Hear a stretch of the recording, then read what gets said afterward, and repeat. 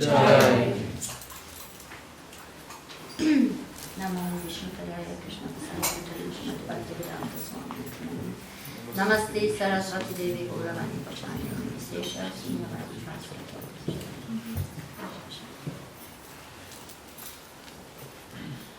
So, heute haben wir den wunderbaren Erscheinungstag von Srimati Radharani. Und, so, Englisch, Entschuldigung. Ich vergesse ab und zu, dass ich in der Schweiz bin und nicht in Deutschland. Und auch mit den Mantram-Detis singen und so. Daher meine Zögerung gerade. Ich nehme an, dass Radharani mir gnädig ist, dass ich vergesse, wo ich bin. So.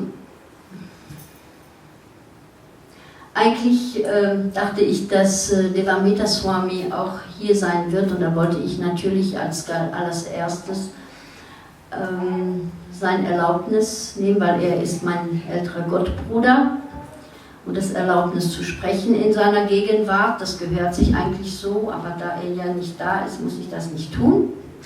Trotzdem möchte ich das erwähnen, dass ich spreche, weil ich darum gebeten worden ist, obwohl in seiner Gegenwart, wie gesagt, haben wir, nehme ich an, sehr interessante Sachen von ihm zu hören. Von mir habt ihr ja schon ein paar Klassen gehört, letztes Mal, wo ich hier war, und auch die Tage.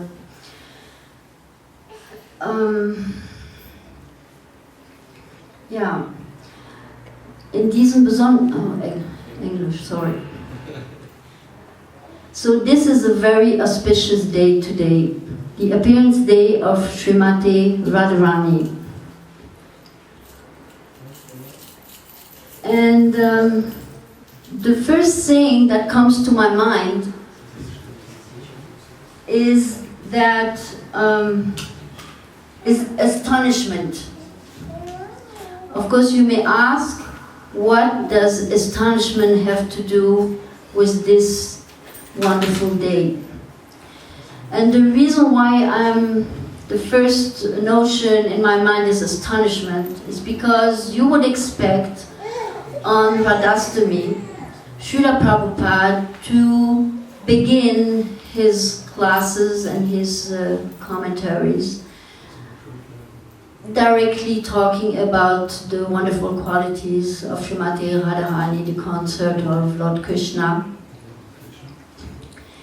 And in other Vaishnava traditions, also even on other days than Radhastami, we like to sing Radhe, Radhe.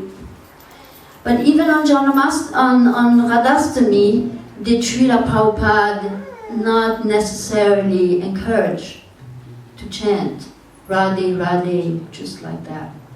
And this is what is astonishing. Just like the Devamita Swami has pointed out this morning and yesterday, is that Srila Prabhupada was always very cautious as far as talking about the loving relationship between Radha and Krishna. And the reason why he is so very cautious is because since time immemorial we are engrossed in this material nature, and we are identifying with our senses, and we are mistaking the goal of life for being the purpose of goal of life for being sense gratification. So this is our habit, to be very much engrossed in this material nature. So by being in that state of consciousness, if we would begin to speak about Radha and Krishna just like this, we could misunderstand the relationship between Radha and Krishna, and we could think that this is, oh, Krishna is doing the same thing as we are doing, nothing different. But Srila Prabhupada, every time I've seen, yesterday I've looked a little bit through the classes that he gave on Radhastami, And astonishing enough, at the end of his classes, he speaks maybe 10 or 20 sentences about Radharani and Krishna's relationship themselves.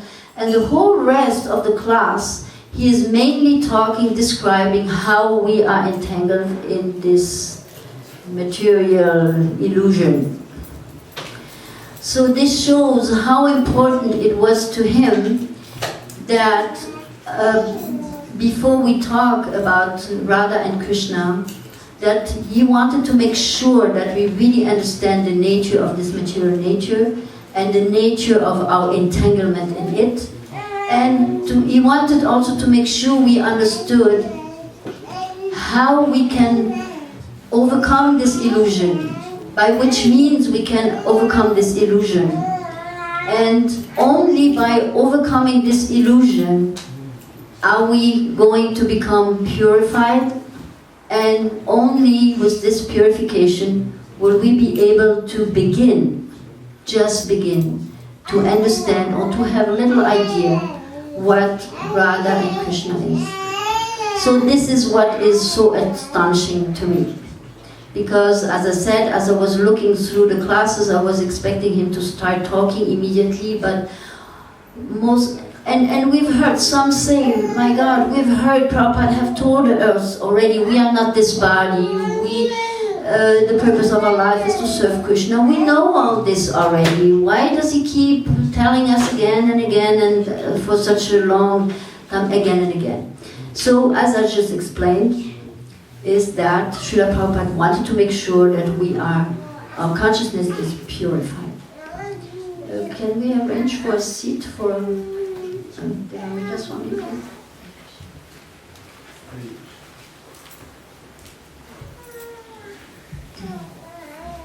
This is now embarrassing that he's going to sit like this there. Maybe we can have, yes, thank you. Maharaj, would you like to sit on the chair?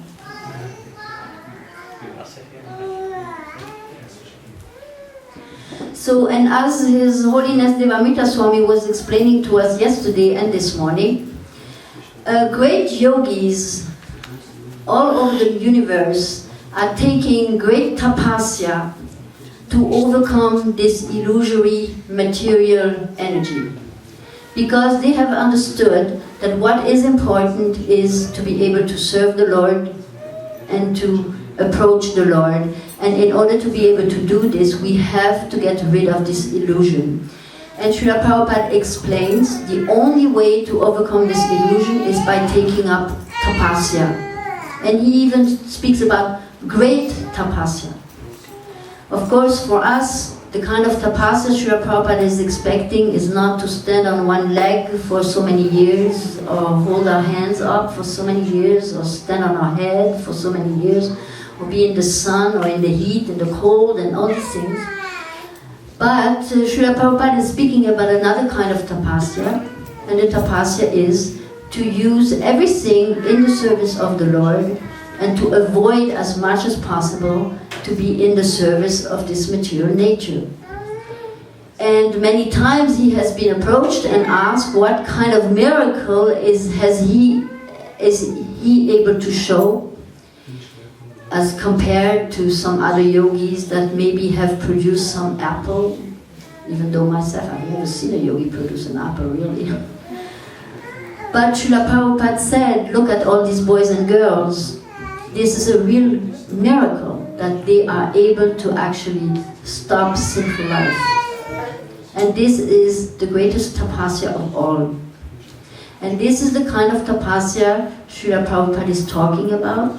And this is the kind of tapasya that is expected of us to take upon us if we want to begin to understand Radha and Krishna.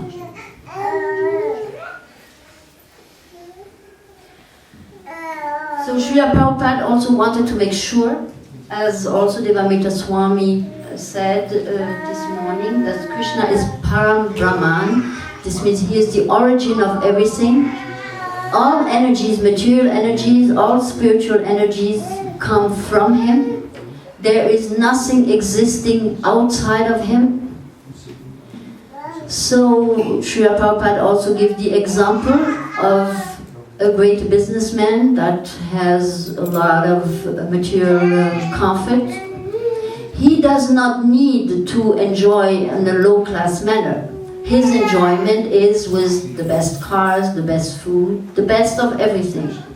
So if this is true in this way, it is certainly true for the Supreme Personality of Godhead.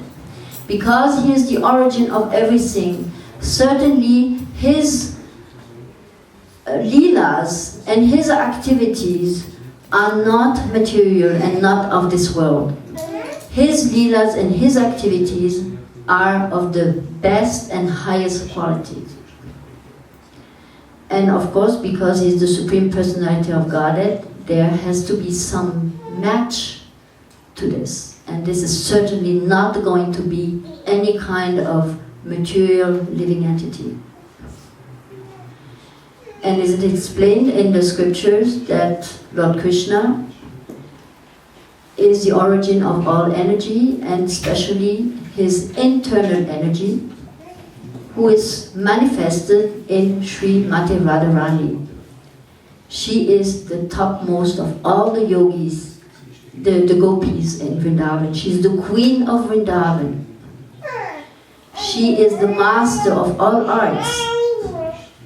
And even though she only has 25 qualities that we can read about a little later, just with these 25 qualities, she is able to completely control the Supreme Personality of Godhead. So much so that Lord Krishna was wondering, what is it that makes Srimati Radharani so in love with me? And because he wanted to understand this, he appeared just 500 years ago as Lord Chaitanya Mahaprabhu in order to taste this loving relationship. And not only that, but this is the only way for us to have an opportunity to approach Krishna. Otherwise, there will be no chance for us to be able to approach Krishna. Simply by the fact that Lord Krishna appeared as Lord Chaitanya Mahaprabhu, for us, we have the opportunity to enter devotional service because Lord Chaitanya Mahaprabhu is in the mood of Srimati Radharani.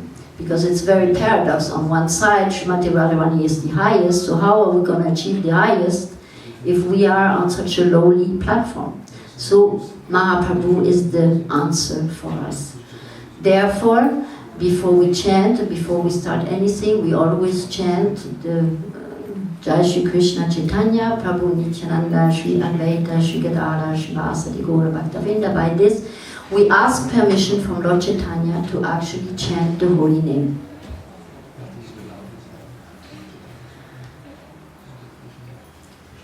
Every day we chant this Hare Krishna Maha Mantra. And we chant Hare.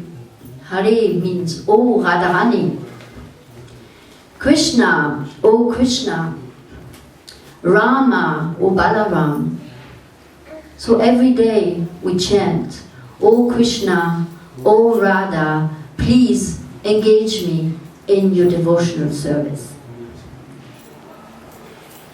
And previously asking Lord Chaitanya for permission to even chant this holy name. Because if we consider, as Srila Prabhupada says, also our mouth is one of the dirtiest places in our body, how can we take in our mouth this wonderful Hare Krishna mantra? And this is only possible by the order of our spiritual master that we can do this. Because he orders us to do so and how to do so. And therefore, we are allowed and we can take this holy name. And Srila Prabhupada explains also that from all our senses, even though we think of one side that the ears are very important, because from the ears we get to hear things that we cannot see or cannot otherwise understand. Still, Prabhupada in this particular Zusammenhang, context, yes, thank you. In this particular context, he said that actually the most important of our senses is the tongue. For two things. One, what goes in the mouth, and one, what comes out of the mouth. And what comes in the mouth is the purified food in form of prasadam that purifies us. And the other is by what comes out of our mouth by chanting the holy name of Krishna. These are the two very important things for us.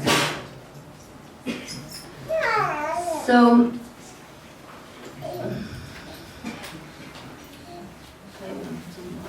at this time, because actually we started a little bit late and Devamrita Swami also wanted to speak to you, I would like to allow myself to read two texts that are, I think, very befitting. Here it says, with our material senses, Srila Prabhupada says, with our material senses we cannot see Krishna, we cannot hear about Krishna's name. But sevan mukhe hi jivado, when you engage yourself in the service of the Lord, where does the service begin? Jivado. The service begins from the tongue, not from the legs, not from the eyes, and not from the ears. It begins from the tongue. Sevan mukhe hi jivado. If you begin service through your tongue, how? Chant Hare Krishna. Use your tongue. Hare Krishna, Krishna Krishna, Hare Hare. Hare Rama, Rama Rama, Hare Hare. And take Krishna Prasadam.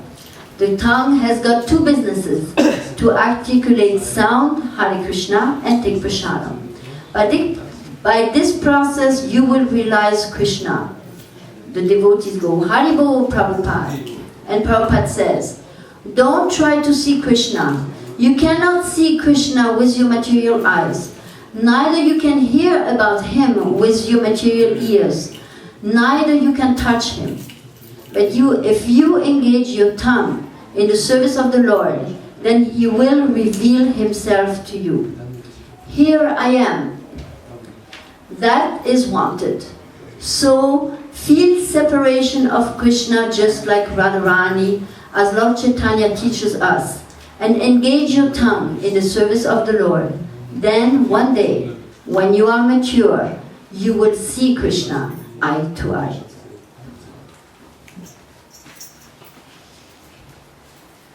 So another text that I would like to read to you shortly.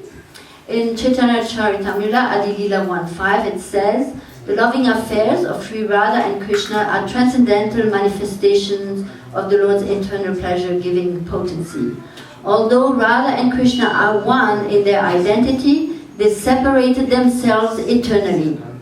Srimati Radharani, as the highest devotee of Sri Krishna, derives the greatest pleasure in serving him. She is the origin of all the gopis and of all the goddesses of fortune, Lakshmi Devis, who are engaged in the service of the Lord. She is the mainstay, the ideal and the ultimate refuge of all devotees embarking on the path of devotional service. Without first getting the mercy of Srimati Radharani, it is impossible to even approach Sri Krishna. And then, of course, I wanted very much to read the 24 qualities of Srimati Radharani, but I don't know if I should do this now or let Devamrita Swami speak first, and maybe together later as conclusion we can maybe remember Srimati Radharani's 25 qualities. And that's all right with you, Maharaj? At 7. So you have about half an hour.